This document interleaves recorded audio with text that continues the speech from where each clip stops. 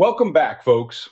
I'm Noel Alexander, and if you've tuned in before, you know we always try to cut through the noise and get to the practical realities for small and medium-sized businesses out there wading into cybersecurity.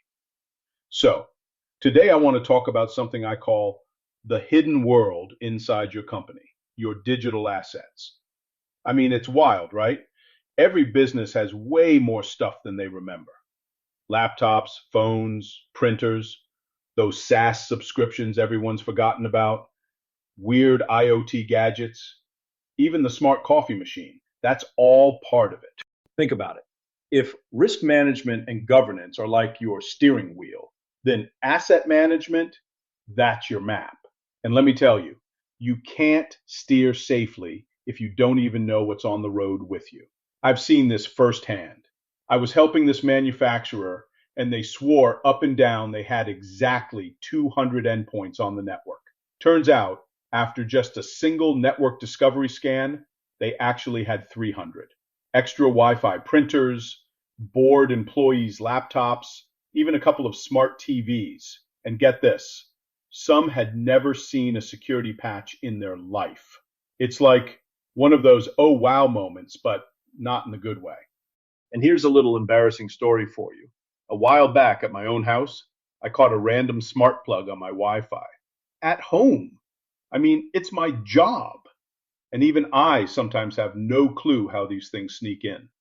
If it happens to me, it's definitely happening at scale in your business. So, the takeaway here, you cannot protect what you don't know exists. From servers and laptops to cloud accounts and weird little devices, if they're connected, they need to be tracked. Use some kind of inventory. Automated tools are great, but even a solid spreadsheet is better than nothing. And do a quarterly review, because shadow assets tend to pop up when you're not looking. Believe me, attackers bank on these blind spots. Now let's zoom in a bit. Not every asset holds the same kind of data, and not all data is equal. Data classification. I know it sounds super formal, right? But it's simple logic. Your payroll records and your employee lunch menu, they shouldn't be treated the same. That's why figuring out how sensitive things are and who really owns which set of data matters. Here's the gist. You sort of set up these buckets like public, internal, confidential, and restricted. Label what you can, physically or digitally, and give someone ownership of each batch of data so no one assumes things are someone else's problem. There was this financial services firm I consulted for. They rolled out a 4-level classification, and at first, everyone grumbled. Oh, it's more work, more labels. But then, suddenly, their DLP system flagged a misdirected confidential email. The system blocked it before any client data could leak. That's when the light bulb went off for them. Labeling wasn't bureaucracy. It saved them from a potential PR nightmare. Still, there's a balance. Overclassifying slows everybody down, while ignoring sensitivity is risky. HR data. Now that's got to be tight, privacy-wise. But does your marketing campaign file need a confidential label? Probably not, right? Actually, this was something we touched on in our first episode. Don't try to boil the ocean. Start simple, with 4 categories, and give concrete examples. And hey, tailor your approach. The HR folks will handle data one way, your marketing team another. Okay, so you got your inventory and you've classified your data. But here's where things get extra tricky. Shadow IT. I'm talking about those apps and devices that show up without any official blessing. People love convenience. They add a file sharing app here, maybe connect a rogue router there, and suddenly your neat little inventory is shot full of holes. Take this real case. A mid-sized law firm seemed pretty locked down, but a paralegal moved sensitive legal documents onto their personal Dropbox. Totally understandable. Official systems can be slow.